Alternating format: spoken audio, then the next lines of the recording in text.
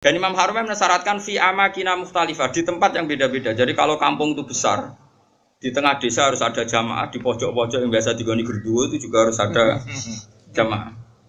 Lo pernah lo di dekat kampung saya itu, jamaah itu satu, semuanya di masjid. Saya bilang jangan semuanya di masjid. Itu yang pojok desa itu agak gerduwo. Aku nggak musola di situ, dibikin.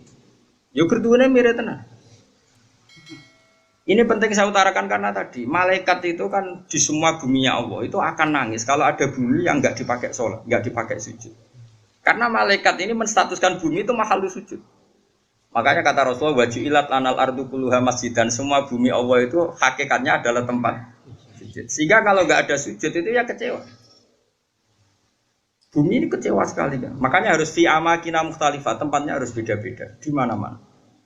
Supaya syiar. Kulo niku lami sangat di pikiran niki dan ini pasti benar. Sing darani salat iku nglakoni salat. Ya sing darani salat iki nglakoni nopo? Salat. Kados kulo mulai takbir ngantos salam niku jenenge nopo? Salat. Kemudian kita ini hidup di dunia nyata. Misalnya kena ramangan niku ora iso salat. Ku awak lemes iku ngadeg kaya ora iso apa meneh nopo? Salat. Sehingga ada wasail, wong kon mangan ben kuat sholat. Kemudian ada wasail lagi, misalnya gini, ini pengono tenan.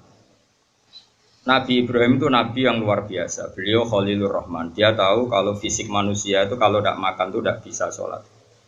Sehingga beliau itu ngerayu pangeran, ya Allah, Rabbana liyuqimus sholat faj'al af'idatam minan nasi tahwi ilaihim warsughum minas samarat. Gusti tiang-tiang Mekah, utai pecinta Mekah atau siapa saja yang Islam, niku paringi kelar mangan. Genak kelar mangan niku ben kelar sholat. Sehingga para ulama juga mengkiaskan, misalnya begini. Kalau kita tidak punya otoritas politik, maka sholat dilarang. Sehingga kita juga menjaga otoritas politik supaya sholat itu gak dilarang. Caranya gimana? Misalnya gini, saya ini buruh di pabrik milik Cina yang non-muslim. Gara-gara saya buruh dilarang apa? Sholat, karena mengganggu jam kerja. Kalau saya mampu bikin koalisi buruh menuntut hak sholat, saya harus melakukan itu. Karena itu cara saya untuk mendirikan sholat. Atau kalau ada umat Islam mampu kaya dan bisa menciptakan lapangan kerja dengan membolehkan sholat, maka harus melakukan itu demi tegaknya sholat. Makanya ini kelirunya kita. Nyongkone ngelakoni sholat itu pokoknya dekne dewe sholat. Dia agak mikir bahwa untuk bisa sholat itu dibutuhkan kekuatan ekonomi, kekuatan politik. Saya tuh ngaji di mana-mana, saya ulang-ulang. Islam ke Selat Malaka itu Thailand sama Indonesia itu umurnya bareng. Cuma kebetulan Thailand nggak milih politik, negara dikelola non-Muslim. Tahu-tahu sholat itu dilarang di Thailand. Indonesia kebalikan, lah kiai ini seneng politik, keterusan nganti sakniki, paham ya? Akhirnya rawali songo itu Islam lagi rong generasi. Iku wis gawe demak napa? Wah, senatri mau sholat dilarang. Nara sholat ra iso dadi presiden. Jadi saiki sholat malah bupati kok ora sholat, terus ra ngarah dipilih, gubernur kok ora sholat. Lho, ra ngarah dipilih. Ana cawayu sholihah kok sing lanang ra mbebo sholat, ya ora payu. Ibu keterusan, paham? Tapi ini mau cerita. Jadi karena redaksinya Quran itu wa iqamis sholat, mendirikan sholat supaya sholat itu berdiri, bukan kamu saja tapi seluruh negara. Dan itu dibutuhkan macam-macam tadi. Ibrahim nyontohkan kekuatan politik, kekuatan ekonomi bahwa untuk sholat itu harus warzuqum minas samarat, harus ada materi fisik yaitu orang makan. Terus di ayat umum Nabi Muhammad dicontohno ciri utama agama wis menang ku Muhammad wala yumakkinanna lahum dinahumul ladzir tadallahum wala yubaddilannahum min ba'di khaufihim amna. Ciri utama kemenangan Islam Muhammad, nak orang melaksanakan Islam itu sudah ada ketakutan. Disebut wala yumakkinanna dinahumul ladzir tadallah. Jadi kira-kira perasaan kula ada satu negara yang lama sekali ada Islamnya, kemudian sholat di situ takut. Sama negara yang sholat tidak takut. Cara alamat untuk futuhe pangeran yang milih negara yang sholat itu udah tak takut. Mergo Allah ngendikan wala yumakkinanna lahum dinahumul ladzir tadallah. Allah bikin tamkin itu kemampuan melakukan ibadah secara netral, secara kuat.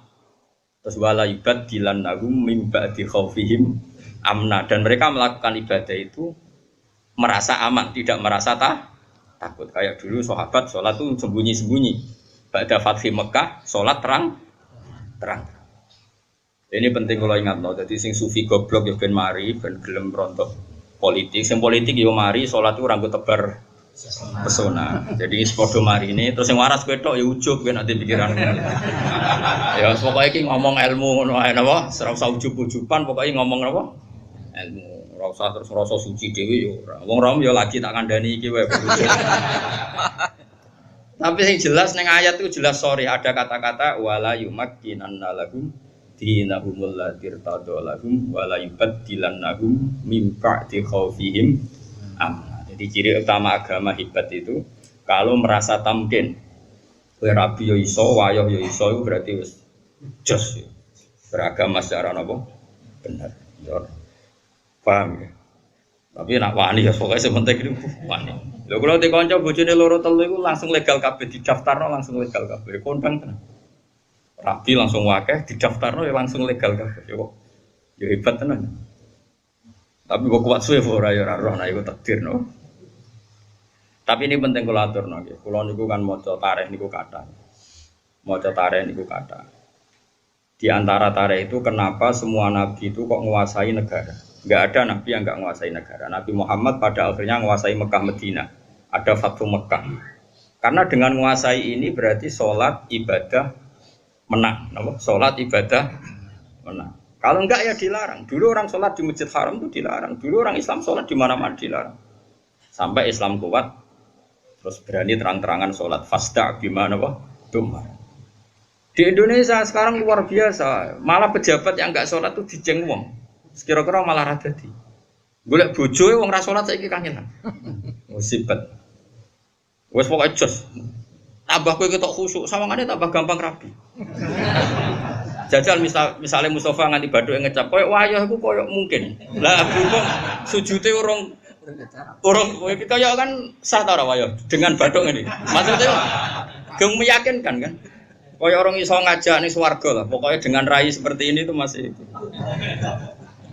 Coba adekne wis abid, goni syarat sugih abid tok ya.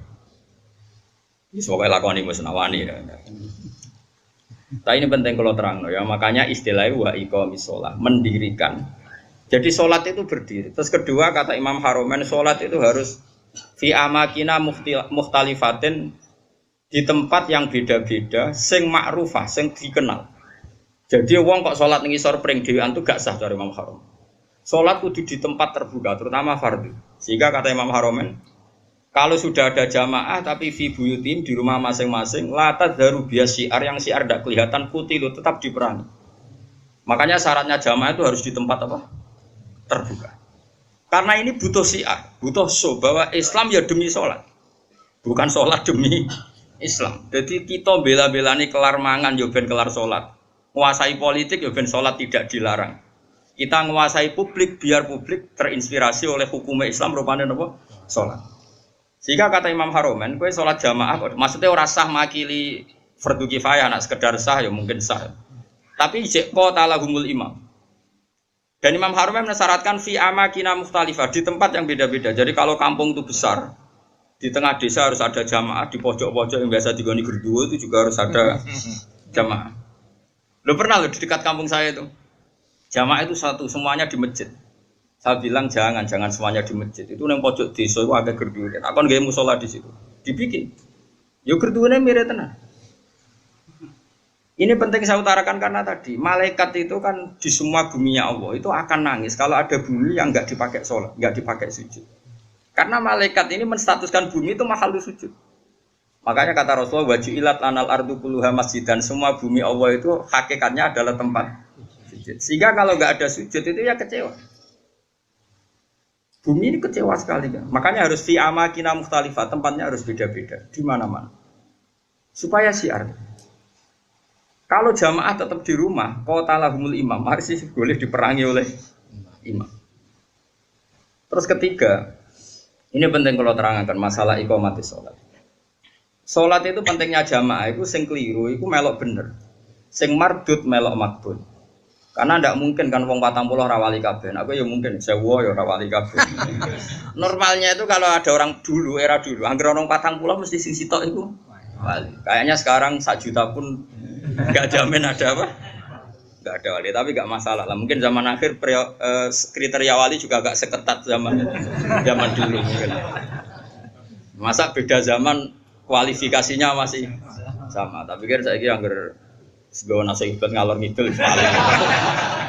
Ya ini saya turunkan lah kualifikasinya saya. Santai. Salat itu iso bener iku baru kayak wong akeh. Dulu itu sholat itu kok cacile. Kalau nu gak ada kitab, namanya ini disertasinya doktor profesor namanya itu Muhammad. Kalau nu kenal sama orangnya, dulu pernah ke Sarang. Anak Syekh Rojab, abahnya itu profesor, terus punya anak ya profesor juga. Dia nulis tentang fikhu Imamil Haromen. Kebetulan saya pernah ketemu pernah Sarang. Saya beli kitabnya, mulai kitab disertasi doktornya sampai dia setelah jadi profesor fikih. Dia ngarang judulnya Fikhu Imamil Haromen. Dia nganalisis cara berfikihnya Imam siapa? Haromen itu gurunya Imam Ghazali. Oh itu lama yang luar biasa betul. Dia itu orang Irak. Mangkel deh, Mekah jadi kota mati mangkel. Mangkel ulama mandi kan. Dia udah pernah Mekah. Mulang. Nggak mulang itu swawur-awuran. Ngawur wong alim tapi coba apa yang gue. Maksudnya ngawur itu panjen bahasa Arabe tenanan itu ismam itu budek itu ora peduli. Mulane tak terjemah ngawur, ora koyo ngawur itu ora ono kiase. Ya bahasa Arabe tenanan ismam pun mau budek dari kata apa? Sumun, enggak mau tahu. Mulang di Mekah.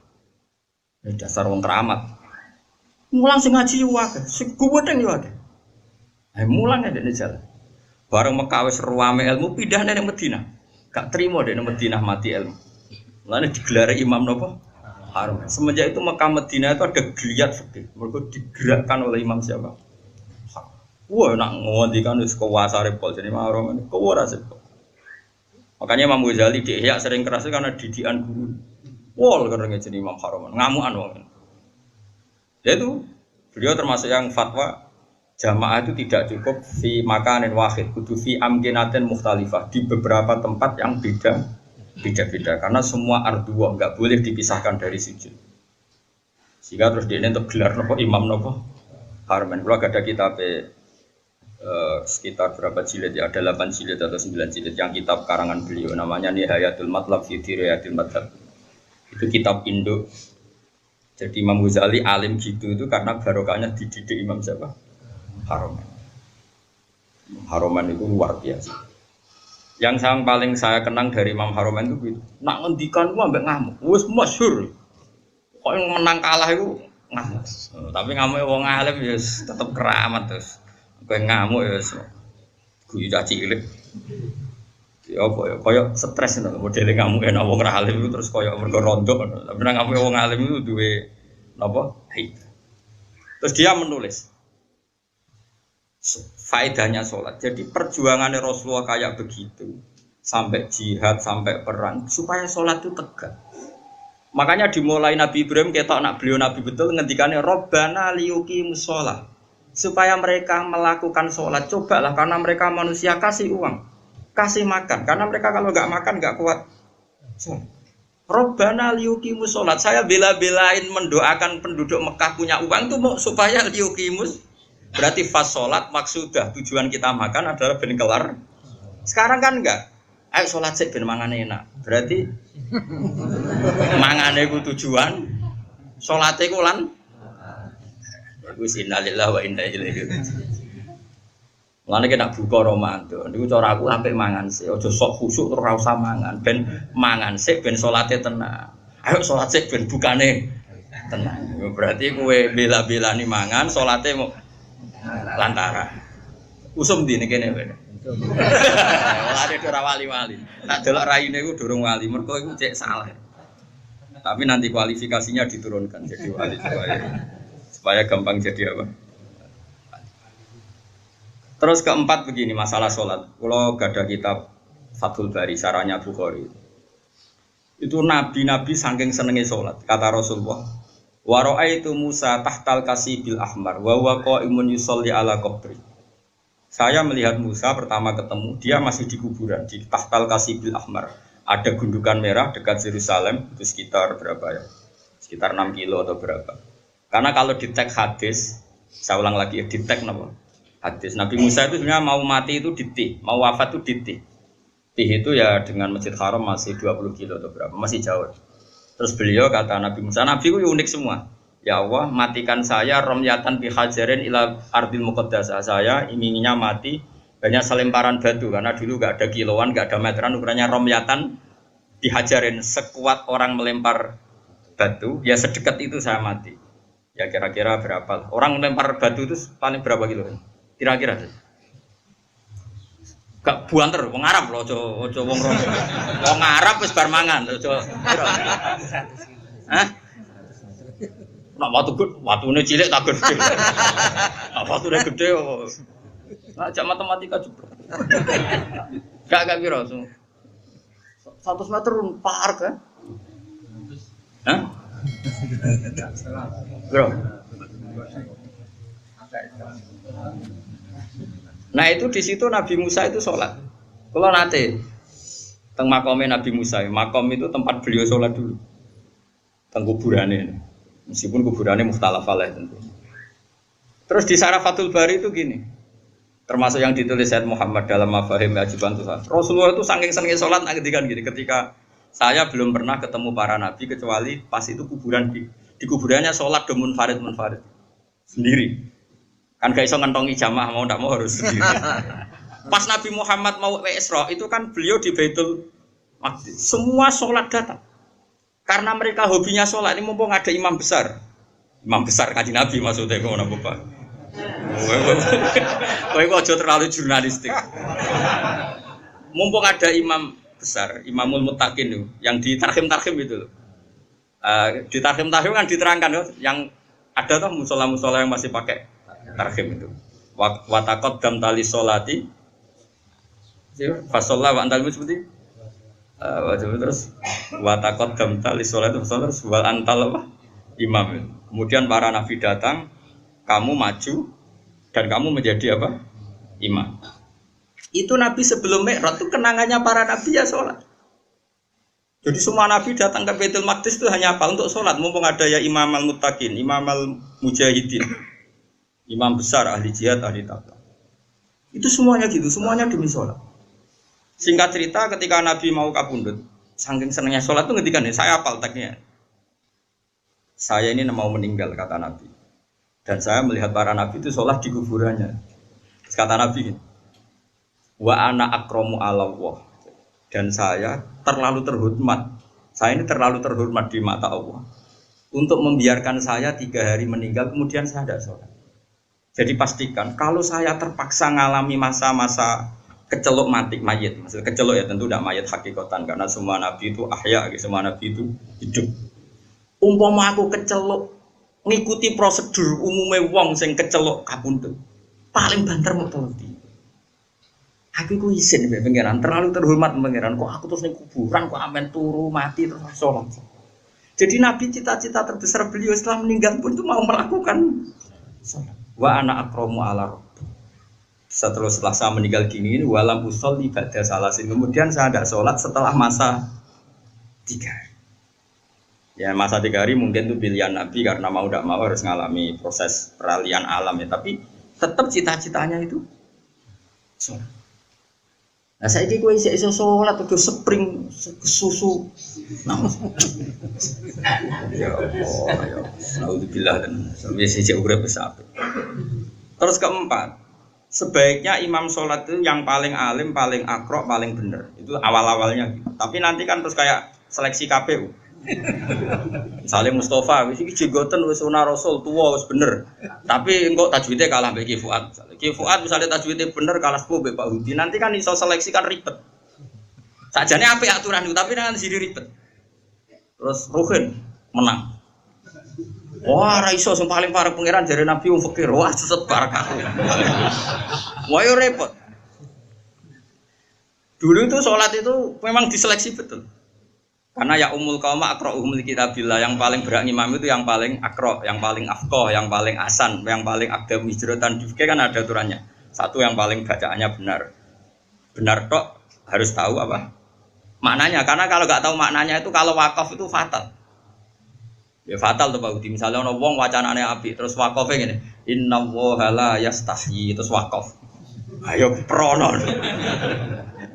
Mulane wong-wong sing korek suarane apik mbok yo do tobat, belajar maknane Quran. Kadang wakofe iku fatal. Ya ono sing wakaf ngene misale. Apa itu? Innama yastajibul ladzina yasmauna wal mauta. Berarti artinya terus piye? Dadi sing nampa dakwahe pangeran iku wong kula niku cara pantes iku ape ngarang bapak kofasol, tapi wong kira-kira do angel bali lho rugi. Jadi yang keliru di Indonesia ini kritik saya terbuka pada yang belajar tajwid hanya makhraj. Sebetulnya dulu definisi tajwid itu udah hanya makhraj, termasuk ma'rifatul wukuf wal wusul. Makanya nenggone Jazariyah wa ba'da tajwidi kalil hurufi la budda min ma'rifatil wukufi. Jadi waqaf itu inti tajwid, tapi sekarang wong muni ahli tajwid itu maknane makhraje tok. Waqaf asal jeblok sehingga ana wong waqaf inna wa la yastahi. Ya prono. Tapi zaman sing iso sempurna iku sapa? Ya sudah, sing iki tampa wae, sing zaman akhir tampa wae. Cuma sebetulnya kalau mau belajar tajwid itu ya sak paket belajar waqaf dan wasol. Karena sekali salah itu fatal. Pemene waqaf juz 24. Wa kadzalika haqqat kalimatu rabbika alladzina kafaru annahum ashabun naril ladzina yahmiluna al-arsya. Oh, malah tubuh malaikat Jibril. Mergo niku ana ashabun nar disifati alladzina yahmiluna al-arsya. Neraka halus.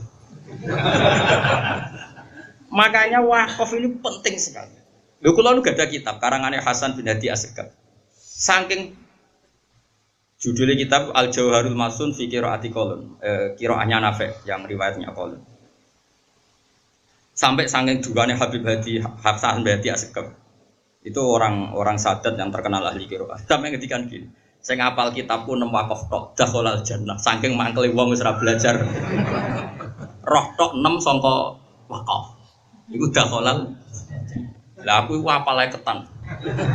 Jadi potensi mlebu swarga itu tinggi lah karena 6 wae swarga. Kalau puluhan mungkin ratusan.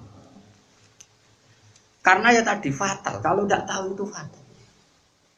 Ya tapi piye zaman akhir ki ape wong-wong ora sempurna. Ya sudah enggak apa-apa, sudah kita seperti ini kita terima saja.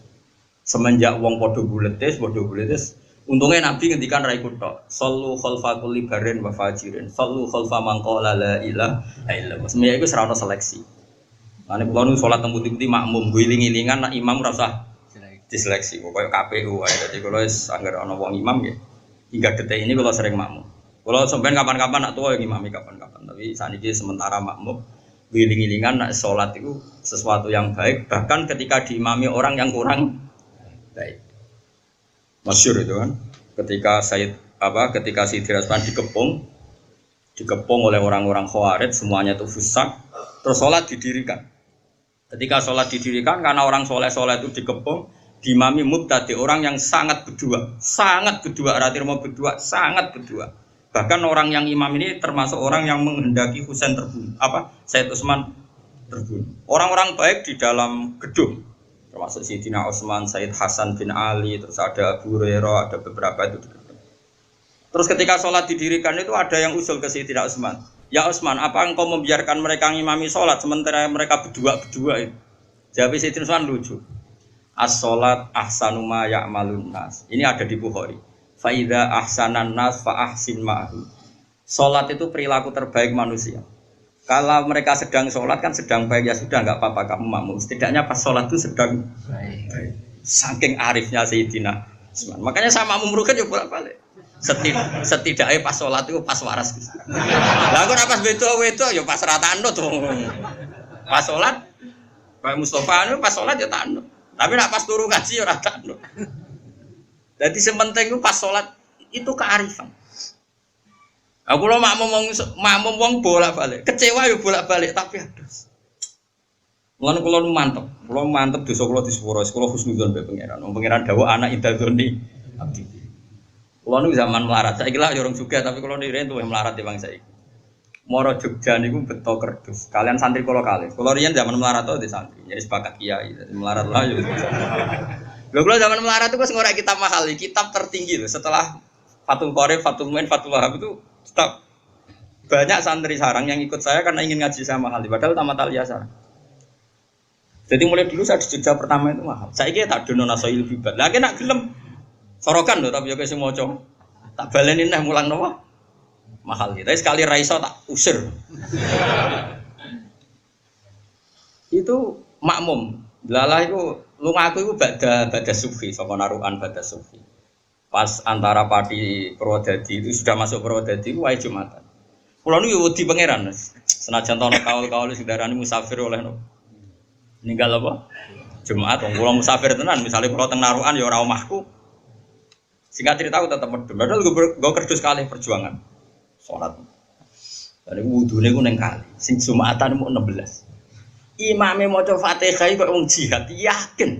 Aku sih yakin pangeran ra nampa ora mentolo, wis aku yakin aku ya. Kuwi ya wis.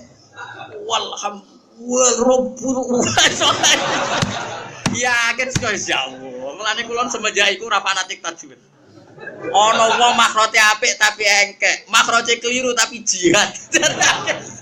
Bayangno wis gak mentolo lah pangeran nolak iku. Berarti mun dino sira. Aku sholat nganti nangis. Sampai dongaku tak rubah ya Allah. Anta akramu min anta rudda sholata darajul. Jenengan terlalu mulia untuk menolak kula sing menusati kula atos, umpama kula zuri mawon kula tampa.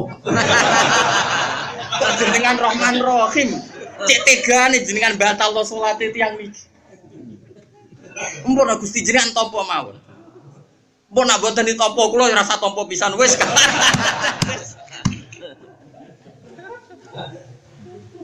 Insyaallah. Tapi kalau tetap majibno makhraj iki mau cerita, kira usah melok-melok, aja terus sensitif. Kok cawe wedok sensitif. Gus kok gak majibno makhraj? Sembrono, ya tetap wajib makhraj, wajib. Cara Imam Jazari sebuti wa hakadza menyu ilaina napa wasolain. Jadi Quran harus dibaca dengan tajwid karena mulai dulu ya Quran dari Rasul sampai kita ya dengan apa? Tajwid. Tapi ada kasus-kasus tertentu yang tajwid itu nggak bisa kamu wajibkan tadi. Daerah itu sudah terbelakang, ba'idun minal ulama. Singkat cerita setelah saya sholat Jumatan tadi, santri saya 2 itu ya ada. Dia sesuai prosedur fikih kalau nggak sampai 40 itu ya ada. Dan dia yakin kalau imam muqari'in bi ummin itu tidak sah. Wong dene iso ngaji mahal di dadi roh. Wong korek makmum wong ummi itu. Dene ya ada. Tapi aku ra ya ada. Ora krono sapa tak tok Gus lha jenengan mboten ada. Aku nak ya ada iku mari takabur. Kaya salat wong ku ra ditampa. Wis aku spekulasi kok sowan pangeran atok rata kabur dibang ya ada. Wis kowe ya tetep ya ada aku ora usah. Tapi ada aku sampai isen mbek pangeran Gusti jenengan iku wong mulia, zat sing mulia. Gak mungkin lah nolak salate tiyang niku. Wis 16 lah pun. Dadi aku ra ada aku kuwatir ujug kuwatir takabur mosok pangeran ra ngesano. Salate wong sing jihad. Obar runtusin mamah aku delok kok sakit. Lah mau coba Fatihah ngono geger. Kok wong kelahiran lho, kok wong kelahiran. Angel temen contone. Nah, mbok niku akhirnya makas tu sini nah saya bertahun-tahun seperti itu. Tapi wong alim sak donya mesti kembar. Pas niku kula ya ora roh takbir. Alal haq pas itu saya enggak tahu takbirnya. Bahwa sholat Jumatan 16, 17 itu sah. Pokoknya Junal Arba'in itu sah. Singkat cerita suatu saat saya dapat kitab. Ya era-era sekarang itu dapat kitab namanya Tazkirun Nas. Dikarang seorang Habib alim alama namanya Tazkirun Nas. Beliau ngendikan dalam kampung tertentu yang masyarakatnya Dunal Arba'in enggak apa-apa sholat tidak usah sampai apa 40 dan sah. Terus beliau cerita, saya pernah kata beliau cerita, sebagian wali abdal pernah sholat di satu kampung di apa itu makmumnya mau 11 Jumatan. Terus ditanya sama muridnya, ya Habib ini orang 14 kok kamu tetap Jumatan di sini? Ono aku padha mek wong 1000. Dadi ya akhirnya ono wong makmum alim wis anggap ae ono wong. Panganan yo bener. Fa inna faqihan wahidan mutawarri'a asyaddu ala syaitani min alfi abidi. Berarti bandrole wong alim sitok iku padha karo wong. Aku GR dhewe iki mau wong 16 tambah aku sitok. Misale Aku ra 1000 nak trimo 20 cek. Sila-sila. Buate cek ono lah nak trimo 50 lah cek ono lah kan. Yes. Tak dongkak. Karena tadi ini penting ya, supaya kita ini tidak angkuh. Ada dalam konteks ikhtiyat memang baik, tapi kadang melahirkan takabur. Saya kira ono wong makhrote apik mau digo qiraah engkek. Bariku untuk hadiah umroh. Berarti dek nengit mai Quran nak trimo entuk. Kowe ngerti entuk itu mendapat. Ya to. Tapi aku ora muni haram lho. Ono wong qiraah wapi, makhrote apik. Engkek juara qiraah paling untuk umroh. Diundang presiden, diundang menteri, amin qiraah ning kabupaten, entuk. Imam masjid iki macane keliru tapi mungkin pendiri masjid, mungkin si digowi wakofan tanahe. Dekne macane Quran ra fasih tapi memberi ke Islam. Tanahe diwakofno ke masjid. Nunggone masyarakat 16 gawe masjid. Dia pendiri Jumatan pertama di kampung situ. Gak tahu untuk apa-apa Islam. Kowe pinter tak entuk kok Islam. Terus kowe ketemu pangeran ayo. Kowe kok goblok makhrojem, tapi pertama wonten masjid iku kula. Lah sing fasih makhrojem kowe kok fasih makhrojem. Hadiah ya apa untuk umroh? Ya wis umroh ae. Swarga ben digo wong iki. Kena dikono pangeran. Ya aku ya ora bayangno tenan iki misale.